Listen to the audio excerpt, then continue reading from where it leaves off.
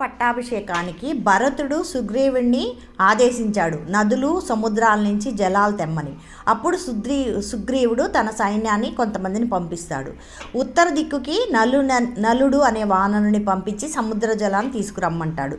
తూర్పు దిక్కున సుషేణుడు, దక్షిణ దిక్కున ఋషభుడు, పశ్చిమ దిక్కున గైడు.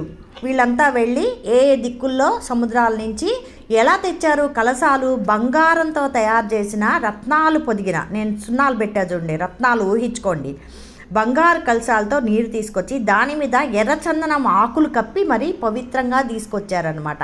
అంటే ఏమీ పడకుండా అటువంటి బంగారు కలశాలతో నీరు తీసుకొచ్చి శత్రుఘ్నుడికి ఇచ్చాడు. శత్రుఘ్నుడు పురోహితులకి ఇచ్చారు. ఇదే కాక హనుమంతుడు, జాంబవంతుడు, గవయుడు, వేగదర్శి వీళ్ళు కూడా 500 సముద్ర జలాలు తీసుకొచ్చి శత్రుఘ్నుడికి ఇస్తే శత్రుఘ్నుడు పురోహితులకి ఇచ్చారు. ఎంత బాగుంది చూడండి ఈ ఘట్టం, మీరు ఊహించుకోండి.